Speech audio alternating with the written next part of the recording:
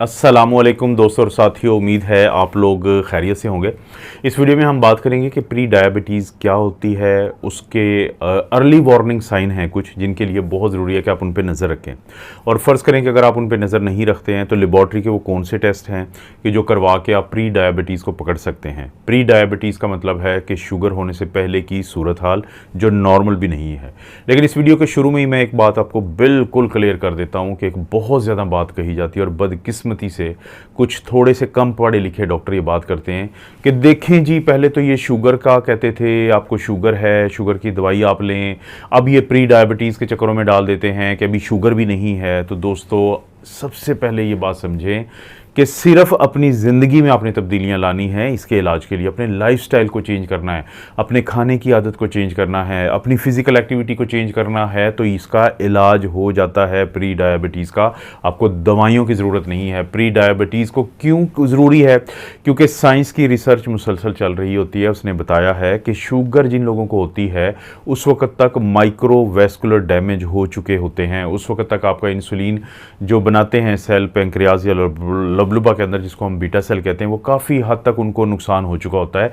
तो इसलिए अगर लाइफस्टाइल को आप इस बुनियाद पे तब्दील कर लें कि आपको प्री डायबिटीज़ का पता चल गया है इन कुछ अलामात से या टेस्ट में जो बता देता हूं उनसे, तो आप इस प्रोसेस को अपने लाइफस्टाइल में चेंज से रोक सकते हैं, नहीं ज़रूरत दवाइयों की। तो इसलिए इन डॉक्टर्स की या इन लोगों की बात पर आपने ध्यान नहीं देना कि देखें जी, अब तो ये प्री डायबिटीज़ के चक्करों में डाल रहे हैं सिर्फ दवाइयों के लिए। तो ये थोड़ा सा लोगों को गुमराह कर रहे हैं ऐसे लोग ऐसी बातें करके। प्री डायबिटीज़ आप शुगर का नाश्ते के बगैर चेक करवाएं। देखें 126 से ज़्यादा है मिलीग्राम पर डेसीलीटर तो वो शुगर है, लेकिन अगर वो शुगर 100 से लेके 125 मिलीग्राम पर डेसीलीटर है तो प्री डायबिटीज़ है। खाना खाने के 2 घंटे के बाद अगर 140 से 199 तक है तो ये प्री डायबिटीज़ है, क्योंकि अगर 200 से ज़्यादा तो हम इसे शुगर कहते हैं। इसी तरह से HbA1c का लेवल अगर 5.7 से लेके 6.4% तक है तो ये प्री डायबिटीज़ है। प्री डायबिटीज़ अगर आपको है तो अपने लाइफस्टाइल में तब्दीलियां करके इसको नॉर्मल करना है। प्री डायबिटीज़ के बाद जो अगला मरहला है वो शुगर का है, लेकिन जब तक शुगर तशख़ीस होती है लोगों को बहुत हद तक नुकसान हो चुका होता है प्री डायबिटीज़ के दौरान। तो ये कौन सी अलामात है इसमें के बारे में हम बात कर लें। इन अर्ली वार्निंग सिम्टम्स में से जो पहली आप जिस पे नज़र रखना है वो है आपके हाथों और पाँव का सुन्न हो जाना। इनमें जो जैसे चींटियाँ रेंगती हैं, कीड़ियाँ रेंगती हैं, या आपको थोड़ा दर्द रहता है, आपको बेचैनी रहती है, तो ये अलामत है जिस पे आपने नज़र रखना है।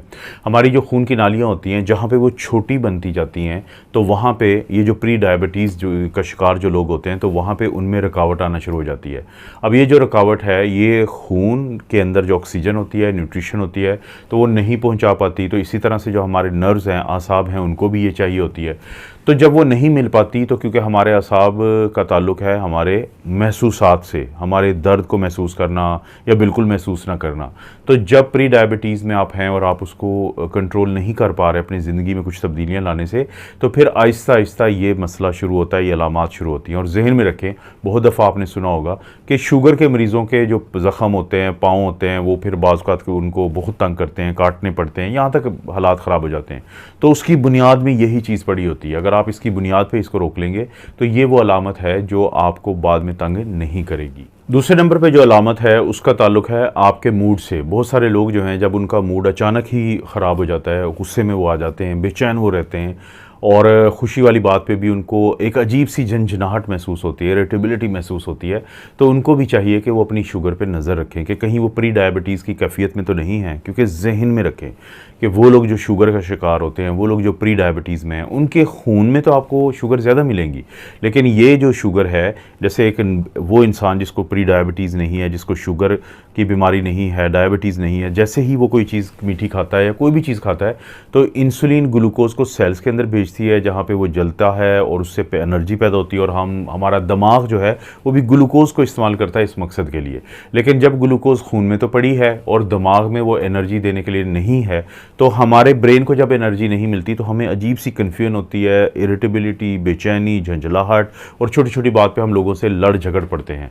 तो इसलिए अगर किसी के मूड स्विंग्स बहुत ज़्यादा आते हैं तो उसको भी चाहिए कि वो अपनी शुगर पे ज़रूर नज़र रखे, क्योंकि ये भी प्री डायबिटीज़ की एक अर्ली साइन है। जो तीसरी एक ऐसी अलामत है कि जिस पे आपने नज़र रखना है वो ये है कि कहीं आप पानी की कमी का शिकार तो नहीं हैं और आपकी जिल्द जो है वो ड्राई और खुरदरी और उस पर छोटे छोटे ज़ख़म या इस तरह की मसले तो नहीं हो रहे हैं। क्योंकि जब शुगर एक ख़ास लेवल से ज़्यादा बढ़ती है तो आपके गुर्दे उसको जो खून से निकालते हैं, ये एक डिफेंस मैकेनिज़्म है हमारे जिस्म का।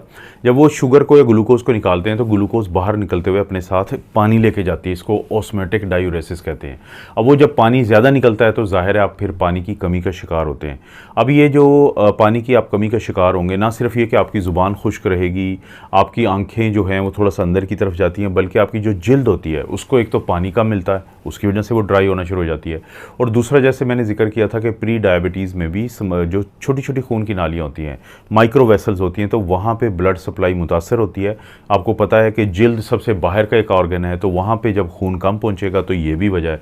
तो अगर आपकी जिल्द बहुत ज़्यादा ड्राई रहना शुरू हो जाए और इसी तरह से आपको बहुत खुश्की महसूस हो, आपको लगता है कि हर वक्त आपकी ज़ुबान जो है वो खुश्क रहती है और आपके अंदर बाकी जो डिहाइड्रेशन के साइन होते हैं, जैसे मैं अक्सर लोगों को कहता हूँ कि आप इसको पिंच करें, आप इस उंगली के हिस्से को दबाएं, अगर ये फौरी वापस नहीं आता तो ये भी एक, इससे भी पता चलता है कि डिहाइड्रेशन हो सकती है। तो ये भी आपको बताता है कि आपको ज़रूरी है कि प्री डायबिटीज़ चेक करवाएं और अपनी ज़िंदगी में कुछ तब्दीलियाँ लाएं जिनकी वजह से आप प्री डायबिटीज़ को डायबिटीज़ की तरफ जाने से और इन तमाम कॉम्प्लिकेशन से बचा सकते हैं। इसके बाद जो अगली एक ऐसी अलामत है वो है थकावट, फटीग।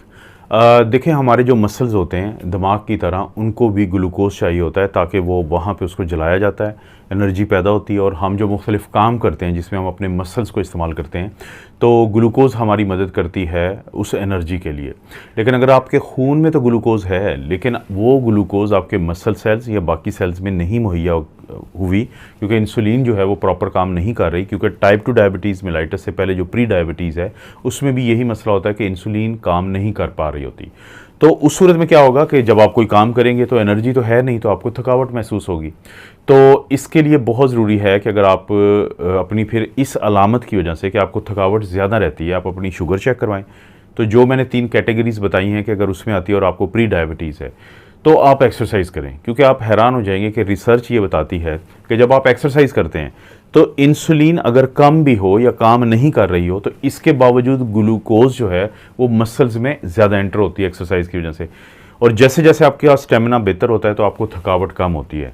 तो थकावट होना, फटीग जो है, ये भी एक अर्ली साइन है प्री डायबिटीज़ का। और वो लोग जिनका ज़ख़म जो है वो जल्दी ठीक नहीं होता तो उनको भी इस तरफ तवज्जो देनी चाहिए, क्योंकि रूटीन में क्या होता है, आपको जब छोटे मोटे कट लगते हैं तो वो कट जल्दी इसलिए ठीक हो जाते हैं दवाइयों के बगैर भी बाज़ औक़ात, कि आपके जो वाइट ब्लड सेल होते हैं वो आपकी आर्मी होती है इम्यून सिस्टम की, कि जो जाके वहाँ पे बैक्टीरिया को अफजाइश नहीं करने देता।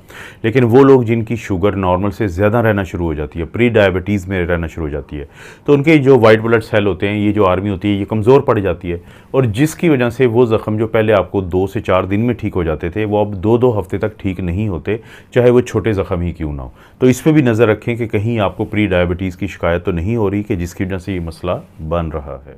इसी तरह से दोस्तों, अगर आपको आपकी जो बिनाई है वो ब्लर कर गई, धुंधला नज़र आता है, और या फिर आपको रात को बार बार उठना पड़ता है यूरिन करने के लिए, पेशाब करने के लिए, और आपका मुंह खुश्क रहता है, आपको पानी बार बार पीना पड़ता है, या फिर आप चाहते तो नहीं थे और ना आपने डाइटिंग किया लेकिन आपका वज़न कम हो रहा है, तो ये भी अर्ली साइंस हैं प्री डायबिटीज़ की।